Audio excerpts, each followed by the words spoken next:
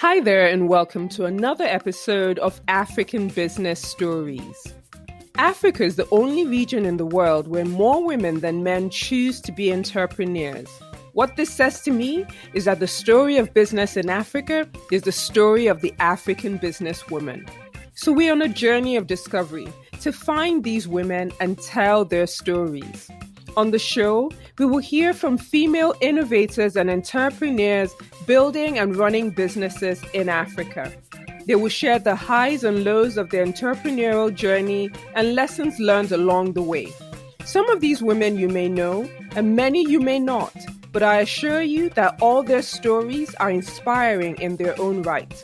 My hope is that these stories will inspire you to reach for your dreams and leave a legacy for generations to come. It makes such a big difference to us if you can rate, review, and share our episodes. You can do this mainly on Apple Podcasts, and you can find us on all podcast platforms. If you're in Africa, Spotify is now available, so check us out there. And don't forget to rate, review, and share.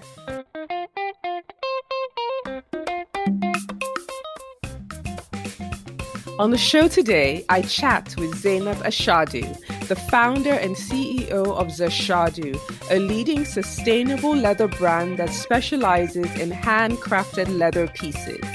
We talk about starting her career as an actor, how a chance meeting with an old acquaintance helped her connect with her passion and begin the journey that led her to Zashadu. Zainab is one of a few bag makers in the world that still do artisanry work, and it was interesting to learn about the craft and the leather industry in Nigeria. We also talked about a new business she has started around holistic health. It was both insightful and healing. Let's get into it. Hi Zainab, welcome to African Business Stories. Hello, Akego. Nice to talk to you. So I thought you were from northern Nigeria until I started to research you and I found out that you're from Edo State. Do you get that a lot? Yes, I do. I do get that a lot. People assume that I'm from northern parts of Nigeria, which is a fair assumption. You know, my name is Zainab Ashadu, but actually my ancestors are Fulani descendants, so there is that link. At least in the way that I look, or the way that my limbs are and stuff. So that also adds to it. But no, I'm from Edo State. Interesting. So, do you speak Hausa at all? I don't know. My parents do. Okay. Yeah. But I speak my local dialect. Which is? Okwela. So, but which part of Edo State are you from then? So I'm from northern Edo State. It's very close to Auchi, so I'm from Okwela. It's a village called Okwela, the Isako local government.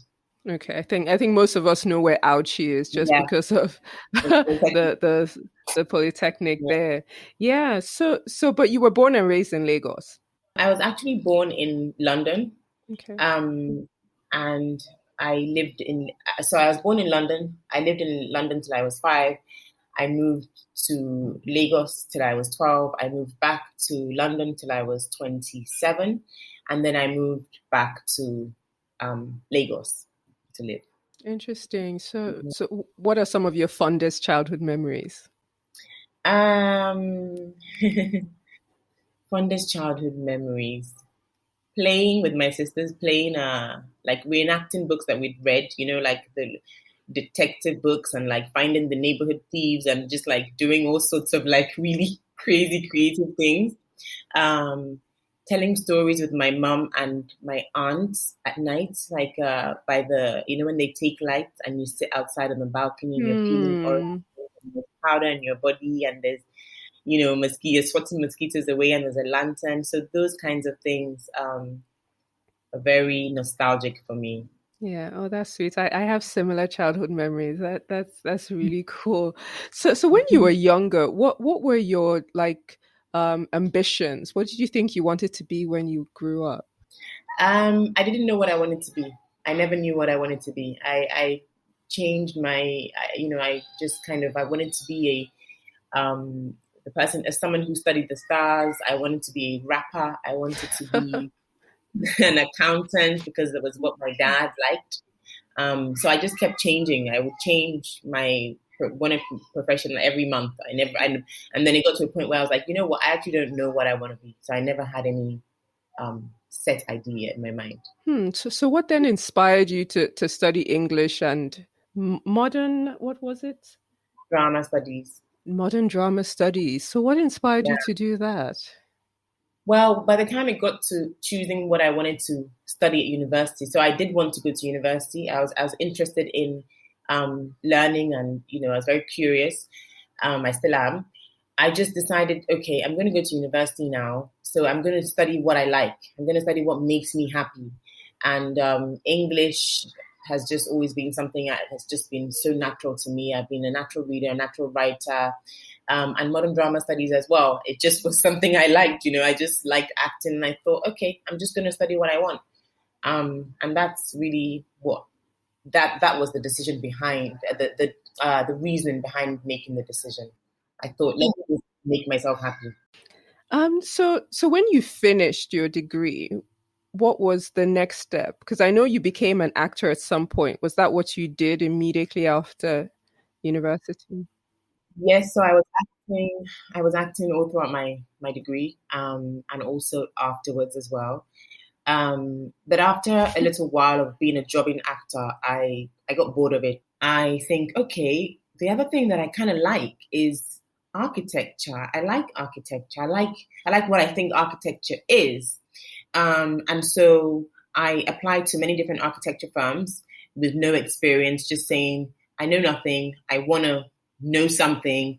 I will be the best shadow person you've ever had. I will be, I will make coffee, I'll make tea, I will do everything.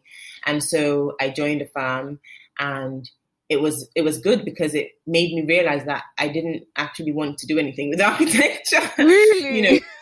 Yes, I didn't really, it's not the way it seems. It's the sort of thing that you feel like, or at least then you felt like, creatively, it's like where you can be creative but be also respected, and it's actually a lot of work, a lot of maths, and not it uses the other side of the brain that I'm not using, that I'm not. So it was a good experience though, because it really got me into office work. It really got me into kind of the back end of things, how everything needs to be in order for everything in the front to work, and how important the back staff are for the front staff, and just efficiency and telephone answering and speaking with clients and all of those sorts of things. It was really, I liked that aspect of it, and lots of admin things to learn. So it definitely was a valuable experience. Did you actually study architecture? It was just that placement. No, it was just a placement. I just studied the architect. I just worked with the architect. I just shadowed a bunch of architects actually. So yes, that was my foray into architecture. Then I began working in fashion. Right, I began working in fashion as a stylist. So I was working as a stylist, and I was working as a buyer. Yes, I was working as a buyer, and that was also very interesting. I was working for a few department stores and a few stores as well, just buying all of the things you need, understanding how that aspect of the business works. And that was interesting. All along, I don't realize it, but I'm getting training in so many different aspects of what I'm going to eventually end up doing. And then what actually turned me around was that I bumped into somebody who I knew a couple of years back. I was dating her cousin, I think. And so I saw her only in the summers, and we bumped into each other in the street, and she was like, "What are you doing now?" And I said what I was doing. And she said, "Oh, you're not doing fashion." And I was like, what do you mean? She said, I thought you were studying fashion. I said, no, I never studied fashion. I was just, so she was like, so you mean all those things you used to wear, you just were making them for fun? And I was like, yeah. And she looked at me like, when you look at someone like, wow, this person is actually crazy. This person has not taken their meds, sort of thing. And it was in that moment I thought, oh, maybe I need to be creative in this aspect. If a stranger has been seeing me all summer long and actually believed through my expression that I was working in this field actively, then maybe that's where I should go. And so the only allure I had, the only kind of desire I had for fashion at that time was I'd always been obsessed with handbags. At that point, I'd collected like 200 handbags. I had them all on my wall, hung up on the wall. I would go to the. It was the thing that I was most passionate about, and it was the thing that I was most. It just was very it was like breathing to me. It was so normal that I could not think of it as a profession, because I think at that time that's not really what you're led into. I think now we're more, thinking that way, and probably will teach our kids to be that way. But then it's not like that's like the thing you do, your hobby sort of thing. On the side. Yeah, it didn't come to the forefront of my mind. But after I bumped into this girl, I thought, oh, okay. It was actually a moment. It really was like a pivotal moment in my life. And I thought, right, okay, I love handbags. I always have. I've always collected handbags, all different types of handbags. I was very dedicated. I would go to the market in the morning. Like I'd go to Portobello Road Market at like 5 a.m.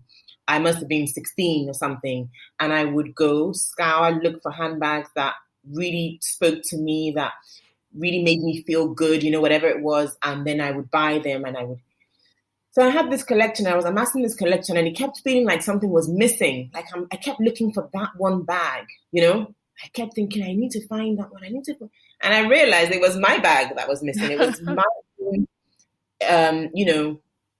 my own take on bags that needed to come into the world. And so from that moment, I started thinking about handbags, and I started thinking, maybe let me put something together. Let me try and then I decided to go back to school. Yeah, so I was coming to that. So were you going in specifically to study bag making, or what was the course like? So at this point, I was like, I don't need to, I know what I'm doing. It just felt, as I said, it's the thing that I've known the most, the thing I knew how to do the most. I just understood it and I just knew about it innately. But I remember calling a friend and saying, what do you think?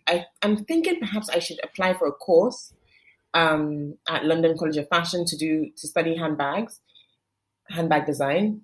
And, I feel like I don't need to do it, but we had a talk and she said, just do it. You won't have anything to lose. Just do it for the sake of it, And I said, okay, fine, I will do it. So I applied.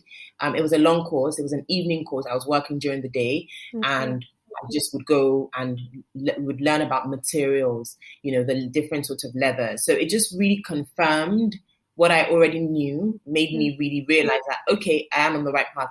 And it also, I learned pattern cutting, which is, integral to any kind of designing work. So I left there. So it was the only thing that kept on holding my attention the more I went into it. Every other interest I had, after I went in, I was like, I'm done. I went in, I'm done. And this was the one that I kept wanting to know more and know more and know more. So I just continued. That's interesting. So what was your vision? So you finished, how long was the course? The course it was a long course. It was a couple of months. Okay. So you finished this course, and what was your vision at the time for the brand you were thinking about? Actually, I didn't think about a brand. Okay. I didn't think about building anything. I thought I need to keep this feeling in my heart going. I feel connected to this. I feel like, it engaged me. I didn't think about anything more than that. I knew I wouldn't be hungry. I knew I would always have a roof over my head. So because I had a supportive family. So I kind of used that to my advantage. And I thought, right, I've done this course now. What I need to do is now get some hands-on experience. Let me find a way in which I can be an apprentice to somebody. So I did the same thing. I went around, found somebody who would take me on as an apprentice. and I found the most perfect situation. It was in London as well, and it was a bag designer upstairs. She rented like a small space upstairs that she was designing, and downstairs she was renting the space from a little factory, like a little Bangladeshi run handmade factory that was making bags for all of the big brands. It was making bags for like, lots of people. So I had this incredible experience where I was working directly with a designer, seeing how she put things together, just seeing her process, seeing her bags, and knowing just by the contrast that her bags, her own designs provided, that was not what I wanted. I think that also helps, but also seeing the beauty in it as well, and seeing how it was put together, and then seeing the way the factory was being run and being managed, and then the designs will come to life from upstairs and just go downstairs, and it would just be boom, a bag, So that was really invaluable for me. I didn't get paid. I think she paid my transport, but it was like, I should have been paying her. I should have paid a lot to be in that situation. So I really got a lot out of that. And after that, soon after that, I was still working in fashion. I was still like working as a buyer, working different jobs, doing different things in fashion related things. And one day I hadn't been to Lagos in a couple of years. And one day I got the feeling that I should come. And I was dating a guy then, and I just decided to go with him for Christmas. I came to Lagos. I was like, I need, something just said, live here. My family lived in the UK. And so I was like, okay, I've got to live here. So I came back to London, told my parents. Wow. I was like, Mom, Dad, I'm going to live in Lagos. They were like, because, we'd all moved as a family. So we'd all moved to the UK, everyone was living together and everyone was living there and everything. So it was like, okay. So I moved in 2 weeks. I packed my bags. Wow. Found a family. So I just found somewhere to live. Okay, moved over and just jumped right in and felt like, okay, I need to be around this energy. I just need to, somehow it's gonna work. It's gonna make way. I'm stunned. A lot of times they tell you how you have to have a plan, and I do this and I do that. And it's great to just almost like a breath of fresh air to hear that sometimes you're just following your heart and following that inner voice and just doing. And from doing you become, Yes. So at what point then is Zashadu born? At what point do you shift from, I just want to make a bag that I love, or bags that I love and stay connected? At what point is Zashadu then born? Yeah, okay. So then I'm in Lagos and I'm working. So at this point, I'm working in art. I'm also working a bit in fashion. I'm doing some styling. I'm just really kind of checking things out and doing things. And then I'm working. I work in art. I start training to be a curator. Working with other artists and putting shows together and really enjoying it. And I think something about seeing artists living their dream, doing their thing, just made me feel like, yeah, I can do it, like, yes, of course it can be done. So I started exploring leather. I knew the history of leather in this country. And so that was also very interesting and alluring. I would go to the market, like local markets where they had some leather, and I would find things and I just started exploring and designing, like putting things together, And then I made a bag. I made a couple of bags, but I designed one particular bag that I liked, right? I think it was the first one that I designed, actually. The first one that I was like, I've been honing my skill for a while. So by this point, I knew my aesthetic. So I designed a bag. I was in love with this bag. I thought it was so beautiful. I had it on my table where I was going to receive a client, and the client came over, we were talking, and she just wouldn't stop looking at this bag. And halfway through the appointment, she says, sorry, excuse me, where is this bag? Like, what's this bag? And I'm like, oh, it's mine. I made it, because I had it in front of, because I needed to keep looking at it. I needed to keep looking and seeing what it was like. And she was like, you made it? I said, yeah. And she was like, oh, is it for sale? I was like, yeah, it is for sale. And she offered me some money, or she asked me how much it was, and I boldly told her what I thought, which at that time this was years ago. This must have been 2011 or 10. I said 60,000 naira, and she was like, okay, all right. I said, okay. We swapped, I gave her the bag. She gave me the money, and I took the money, went back, got more materials, and made more bags. And so I was juggling these things. At this point, I was like head of PR for Lagos Photo Festival. I was definitely assistant curator at African Artists Foundation, and then I was Zashadu doing bags. And it got to a point where people kept asking me, are you the person that does bags too? Oh, I saw a friend of mine carrying your bag. What other designs do you have? And it was so much at that point. I thought, you know what? The best thing for me to do is just to bring everything together. I'm going to have a blog.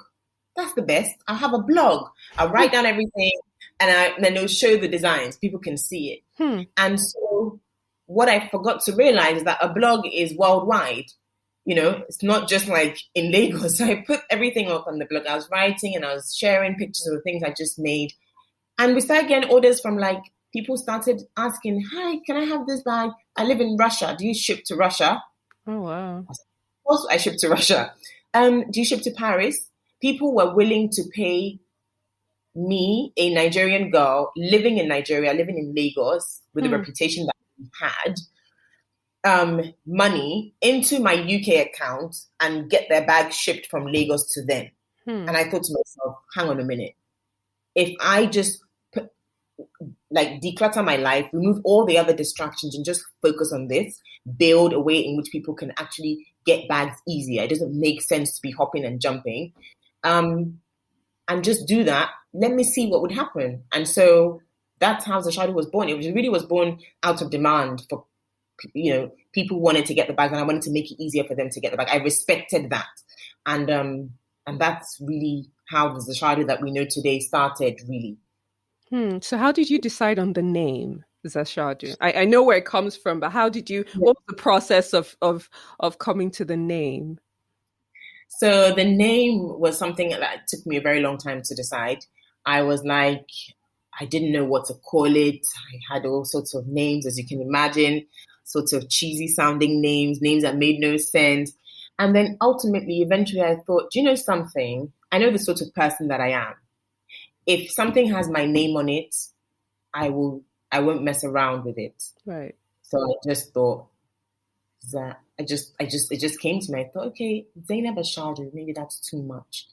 So Ashadu, take off and it just came in a moment. I thought, okay, and I just decided that like that. Interesting. So you talked about, earning money and putting the money back into the business and, making more bags, and, you can keep running a small scale business that way. But how have you been able to scale? Because you have scaled tremendously over the years. So how have you been able to scale? Okay, so when it got to a certain point and I wanted to scale, I wanted to do more with it and offer the client more, because that's really the key.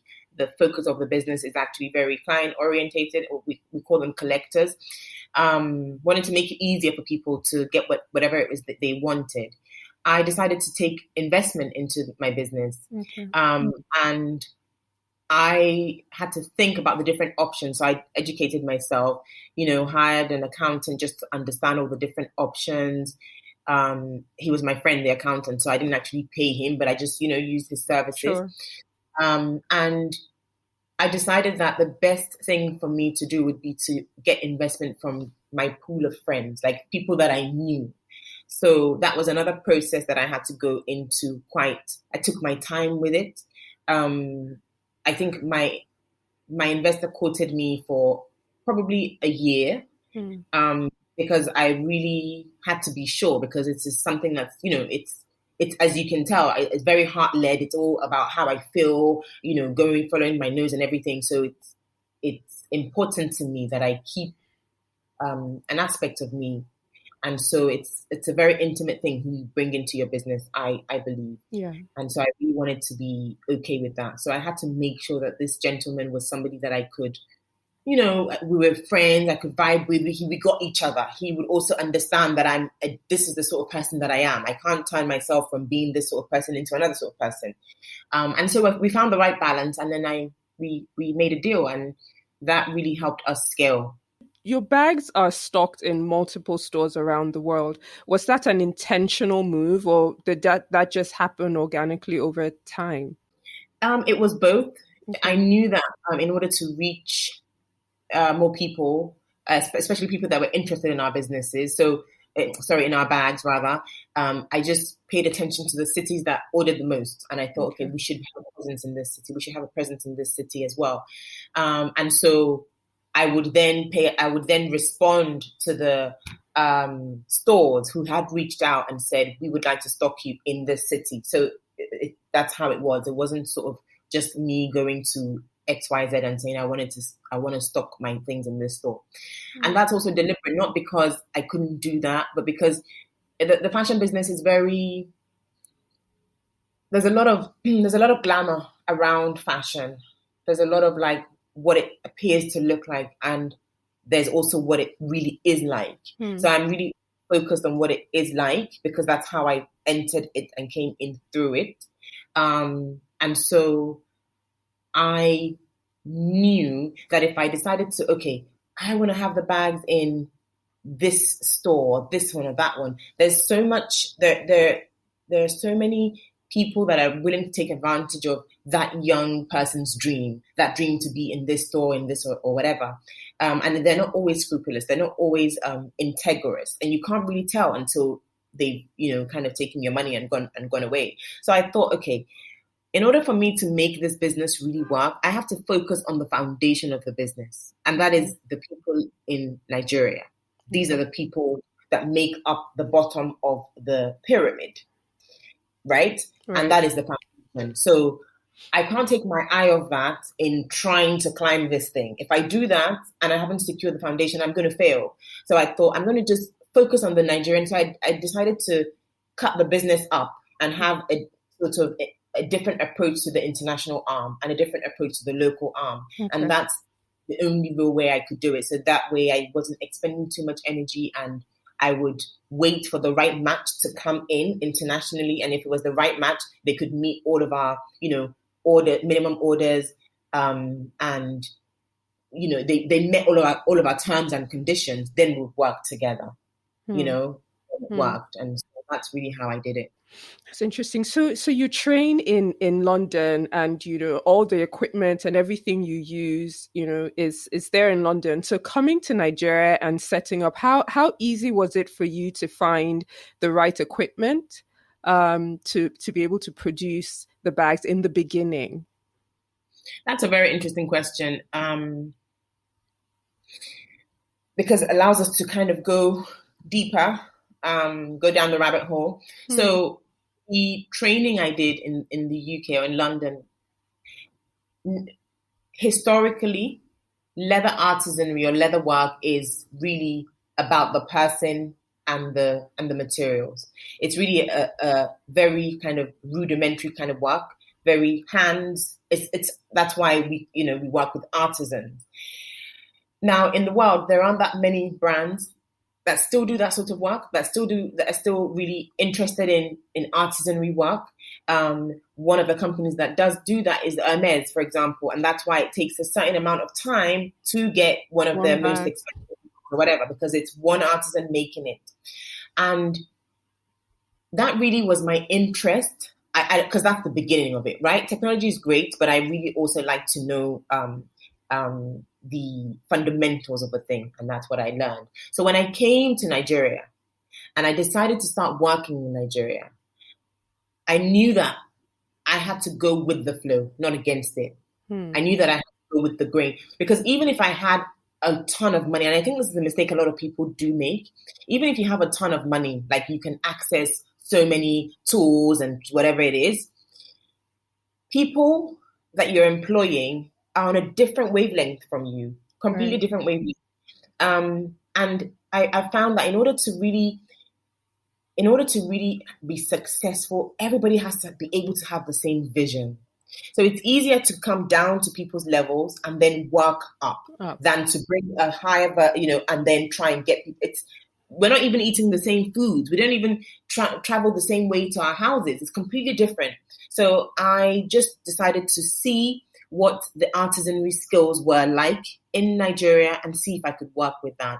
Okay. And what differed were the tools, right? So when I was studying in London College of Fashion, I was actually learning to cut leather by my hand. And the only machinery work we were doing was just sewing. Everything else was hand done. And so I found that it was the same thing here. And actually, we are the originators of the leather artisanry, the West African, and it moved, the trade moved and then went into other places. People think it's Italy, but it's actually us. We get we make the bags from hunting. That's where it comes from, and that's in our culture, that's in our nature. So I found that they were even more skilled than people that I'd been seeing, and they were even much more creative because they were refashioning knives. They'll go and get knives, refashion them, and make them into different sort of leather tools. And so I thought, okay, different tools, same result. Let's go. And that's how I just kept going with it. So a lot of the work that we do, the majority of the work that we do, like maybe I would even say 90% of the work we do is all hand, and it's just like 10%, which requires you to then fit everything together, sew all of the edges together. But everything else is done by hand. Wow. And that's really what is, for me, interesting for me. I like keeping that tradition alive. I like keeping the leather artisanry tradition alive. I like keeping that aspect of it alive because it's very important. It's what makes us human. It's what connects them to what they're doing. They're artists. And that's why we don't have a production line either. It's one artisan per bag. So it could have been a challenge, but I decided to make it work for me. That's very interesting. So in terms of quality, how do you maintain quality so your bag competes internationally with other brands? I teach what I know. I teach a better way. I draw their attention to how it can be better, why you should care that it's better, why it's important that it looks a certain way, it's finished a certain way. So I care, and because of the passion I have for it, I think if I didn't know how to make bags, my artisans would not respect me. But because I know how to make a bag, I can make a bag by myself from start to finish. They sit up and they're like, okay, this woman must really know what she's talking about because here she is using hammer and we're just, So, it's important, isn't it? It's an important thing. Forget that, it can compete on the international market. Just in general, it's important for a line to be straight so that you know what a straight line is, so that you can define an unstraight line, And so for me, that's really what it is. Yes, the artisans can be rough, but you have to make them buy into your vision. They need to feel like they're important to your business before they can start changing their ways, because these ways they've had for a very long time, and people will come and say, I don't like this finish, and they can talk them and say, if you don't like it, go, and people will go. So you really have to look at it. It's not their fault, really. It's not their fault that they think this is okay. If you look around us in the country that we are, there are many things that are not okay that people seem to think is okay. Our government seems to think okay. So what else how do you want them to behave when there are people that are ruling the country behaving in a way that, what do you want them to do? So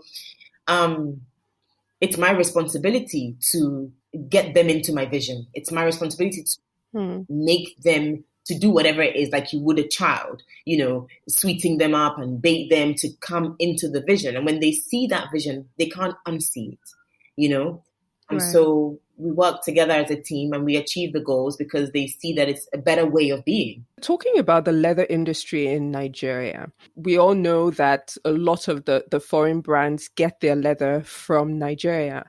But how accessible is it for local manufacturers in Nigeria? I don't know what it's like right now for designers coming in or brands coming in at this stage, new or whatever. I can't tell you that I know what their experience is like because we've been in it for a long time and they know me now and they answer me and all of that stuff. But from my experiences then, the minimum order to meet. So there are tanneries that are working. They're not that many, but they're working. and they produce leather and they sell internationally. They have great quality leathers and it's great.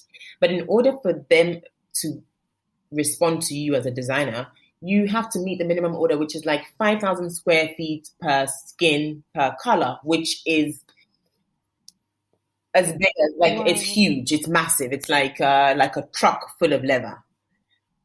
Well, who's buying that? Those many bags. What are you going to do with all that leather? So, and it's the minimum order because that's what makes sense for their business, because their business is set up to sell to international houses that are buying.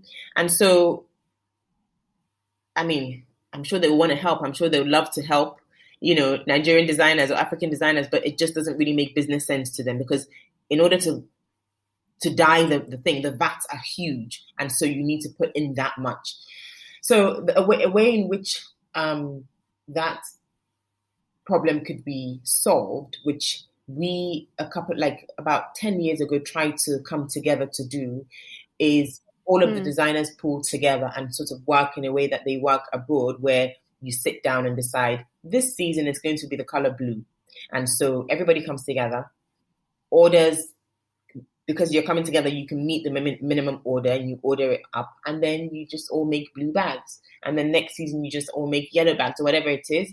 So that's a way that it can be solved. However, I don't know we've tried it, but there are some issues around it. There were some issues around it. And I don't want to say, I think it's kind of irresponsible and also narrow-minded to say, oh, Nigerians just don't like working together. Oh, this, and this. Because perhaps even in the other countries where it was done, at first there'll be some suspicion about Chanel working with Dior and having the same leather.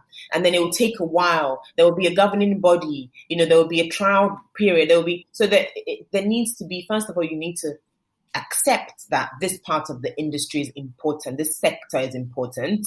And then back it up, and then listen to the concerns and all of that. So until that happens, it will be difficult to get people to work together in this way that will solve these sorts of problems.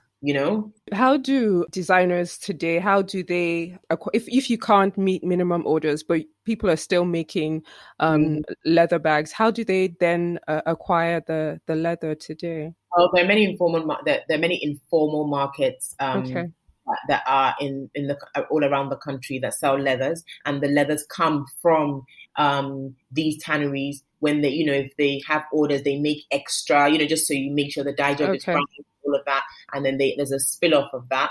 And also another interesting part of the leather industry or the leather business is that the leathers that are made here in Nigeria and are sold outside of Nigeria go to lots of different tanneries and leather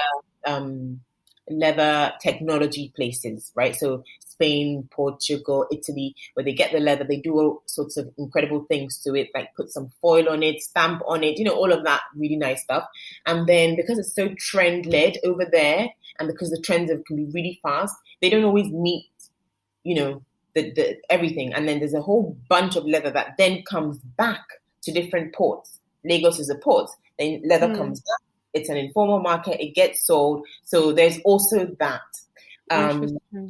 And that's also a good source of getting leathers. Yeah. So how long does it take to make? Because you said it's one artisan to a bag. Mm-hmm. So how long does it take them to manufacture one bag? It takes a long time. It can take, depending on the style of the bag. Our bags they're quite constructed. There's a construction that goes about it. They're quite structured, and in my mind, they have to be built to last. So there's a way that you have to come, an angle you have to come from. So generally, one bag can take 32 hours to make, one particular bag. Some bags can take 17 hours. Some bags take 48 hours. Some bags take 72 hours. It just depends on the actual style of bag, but it does take a while because there are many components that you need to kind of assemble together, the kinds of bags you make. Yeah. So do you do all the designing? So the entire designing, is that you? Yeah, Are you the that is me. That is me. I do the entire designing. And it's not even a thing like, oh, I need to be the main designer. It's just the way it is. It's just the way it is. I'm sure as time goes on, I will take on, I will expand the design team, and it'll be interesting to see, to have that dialogue with other designers and to see how they fit Hmm. with the aesthetic of how they embody the Zashadu aesthetic, or the Zashadu, the core of it. And also I'll have other things to do. So, it would be nice to have that start up before I die, Right. you know.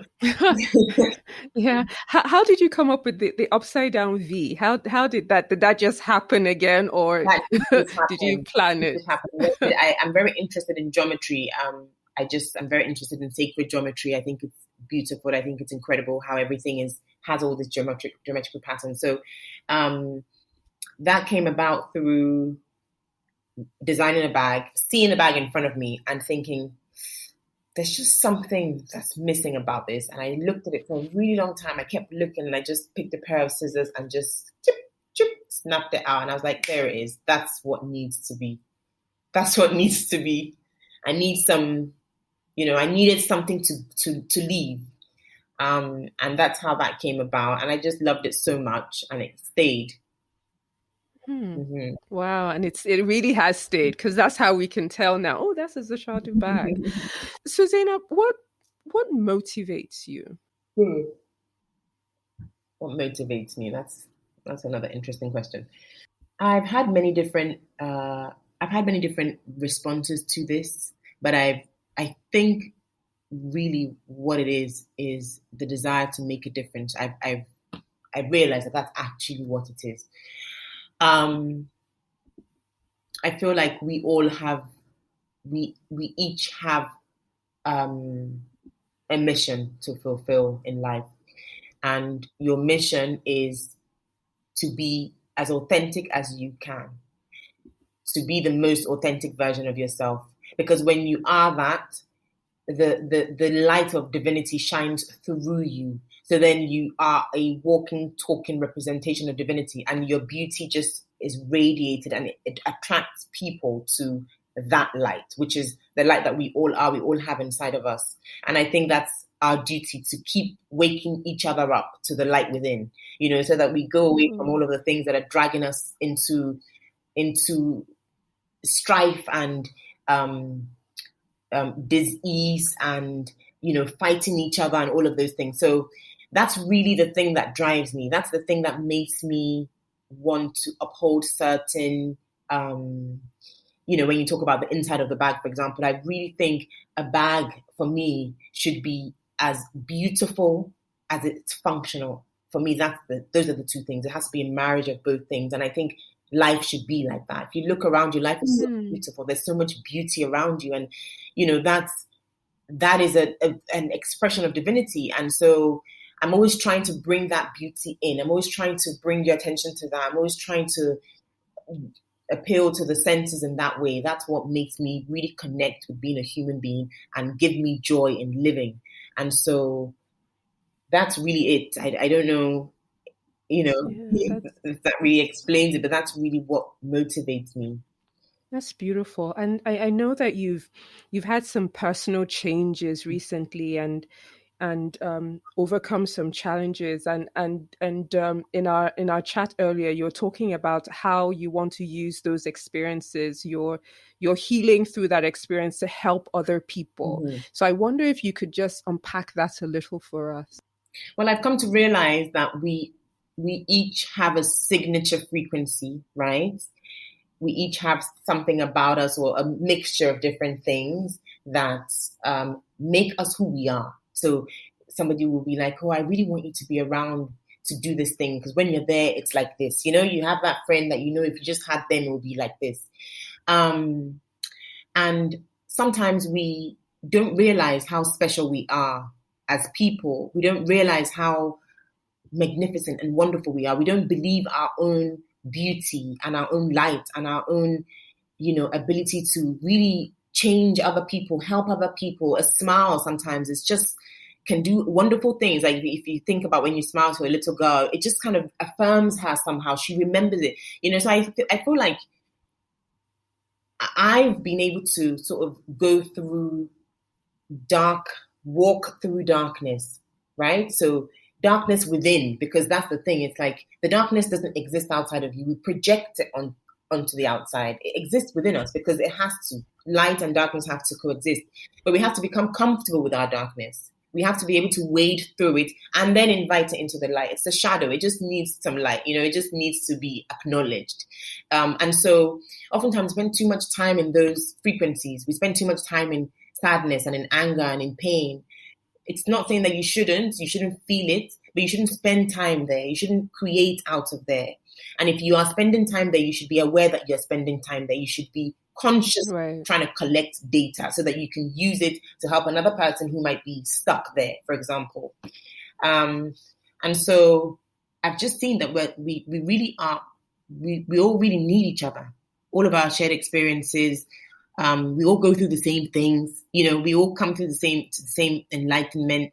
And the more that we can kind of help each other, the better, I feel. So that's really, I'm waking up to that purpose within me, and in being my authentic self, in sharing my experiences, I'm able to help one person, two people believe in themselves, think that, okay, I can do it this way. Like you mentioned earlier, you hear about having a plan and this and that. And I suppose the plan I've had is to always use myself as the compass, to always feel deeply connected with myself and with what I'm doing and how it makes me feel. So that's my plan. And that's a plan. And that could be a plan that can work for many people. And we're all different, Some people need to have a very tight plan and know what they're doing next. Some people are more free-spirited, and it's okay to be either. Right. And so if I make somebody feel that, being myself is actually okay, I can get this done this way, then that's great. I think that's what we're here to do. Talk to me a little bit about this whole concept of energy healing. What would you like to know? I would like to know what it is, first of all. I mean, I've read a little bit about it in terms of helping people heal naturally.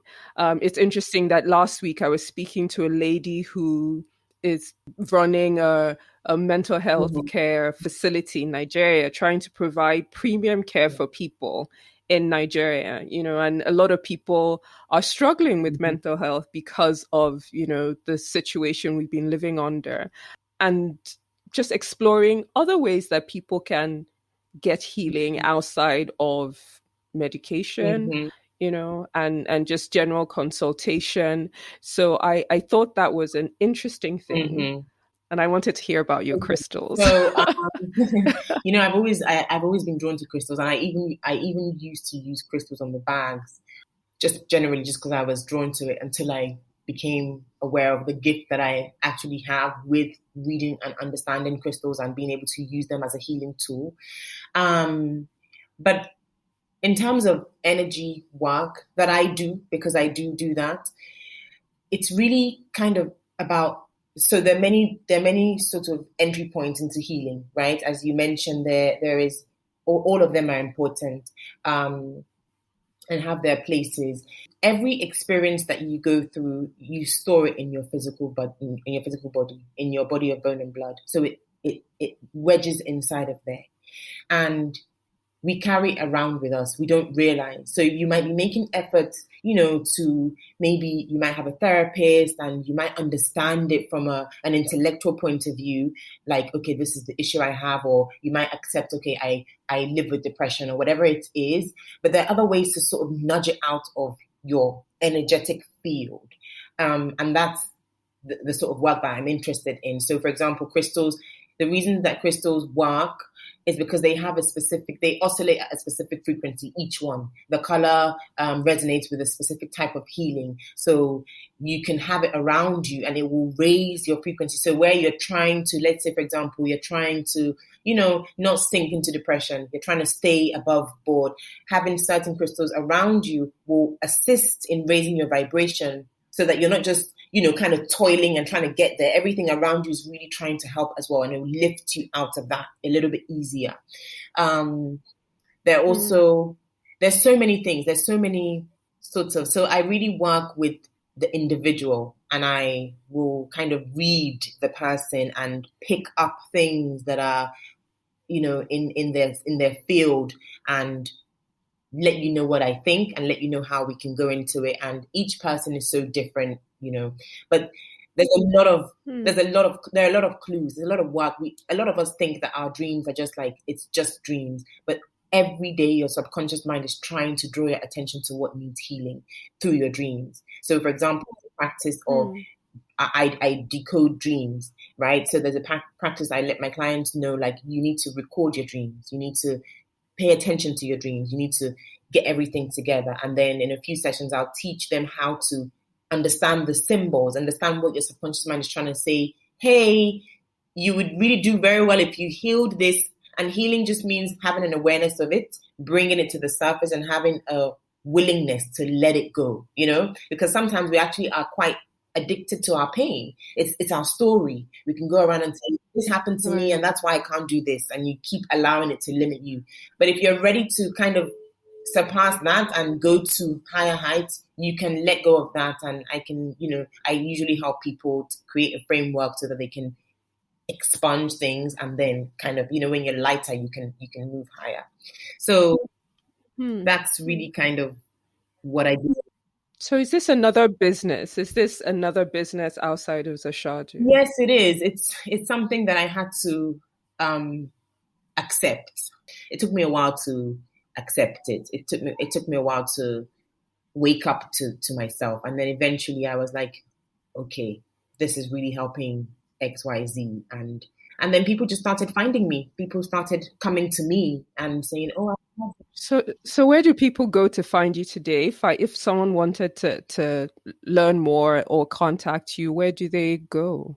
Okay, so I have an Instagram page now, and it's called Harmonious Whole. So it's actually my name, Zainab Ashadu. You find me with Zainab Ofome Ashadu, which is my middle name. But the name of the actual handle is Harmonious_Whole. Whole. So whole, like together, like everything all together. WHOLE and Harmonious Whole. Thank you so much for sharing that. Yeah. Thank you so much, Zainab. So going back to Zashadu very quickly, I'm thinking about this. I'm like, should I ask her if she has any, I want to ask you, what's next for Zashadu, but I'm like, knowing Zainab, is she going to tell me? I don't know, just figure it out as we go along. No, but I'm still going to ask you what's next. What's next for Zashadu? Thankfully, or luckily, I do have some plans. Just because we've been around for quite a while, and then you get to hear what people want, and also it's my interest, isn't it? So my home, people come to my home and they're like, oh my God, and they're really loving what I've done in my space, and they want me to do it in their space. So I've started, creating small sort of like home things that people can pick up, right? Also with jewelry, I make a lot of my jewelry that I wear. As I said, I work with all the crystals. So I just feel like everything I have has a crystal on it, has a stone that does something, so I create my own jewelry. People like it. So we're expanding into all of these places. We're expanding into jewelry, expanding into home. We've just launched a men's line, which is like, I'm so glad that I've done that because it's been on my back for so long, and I just never had any interest in men. I just found men to kind of, for the most part, they weren't mysterious enough, to hold my attention as like that kind of thing to work through. It's like men just want X, Y, Z, and I'm like, no, I need something to fight through. But I've become more comfortable with the masculine inside of me, and so I can relate to that. So I have a different dialogue.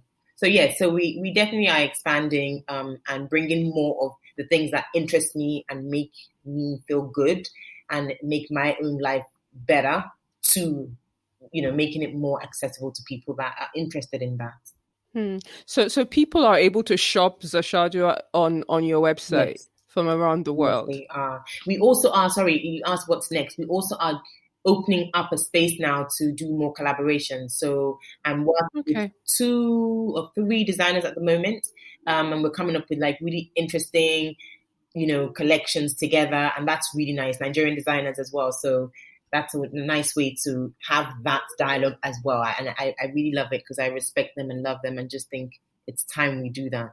That's awesome. So we're talking about being able to order Zashadu online. Yeah. So I can sit here in Washington and order Zashadu and get it. Absolutely. Fantastic. Fantastic. So this has been a great conversation, Zainab. It's been really good. Thank you for spending time with us. I normally end with a reflection and some advice.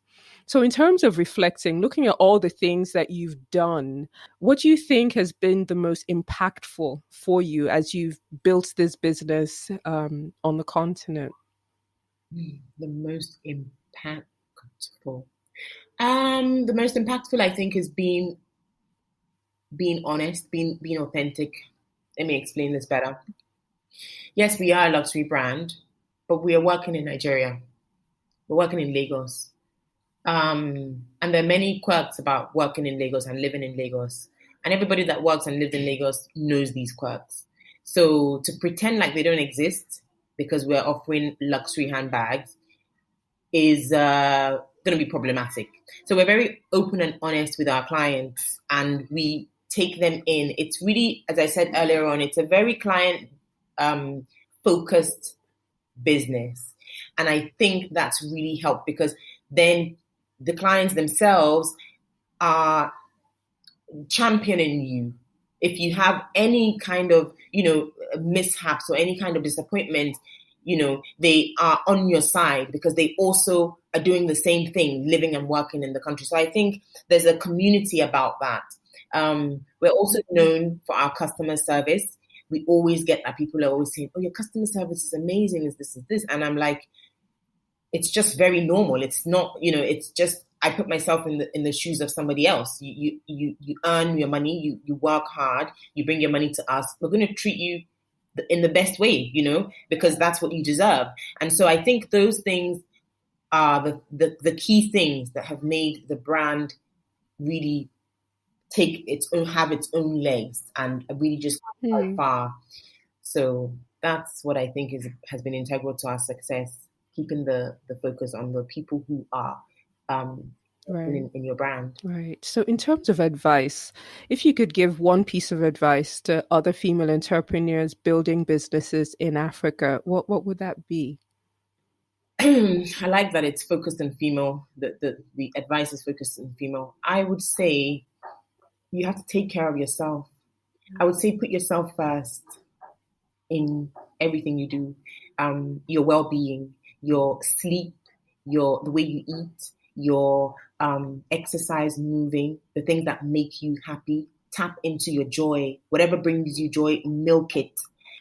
Joy isn't a secondary thing. Joy isn't something that is like once in a while. It should be part of your every waking moment. And the only person that can do that is you. No one's going to do it for you. If you have that, everything else around you will succeed. And when things go as shaky, it's hard to take you off your feet. Especially knowing that when something takes you off your feet, then everything that you've built around you crumbles.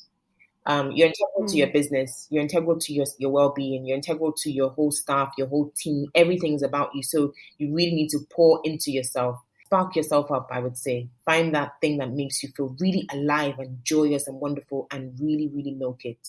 Thank you so much, Zainab. This has been a wonderful conversation. You're very welcome. Thank you for having me. Thank you so much for listening. If you're not already subscribed, please do so on Apple, Spotify, or wherever you get your podcast. And don't forget to leave us a review so we know how we're doing. I'm Akego Okoye, and you have been listening to African Business Stories.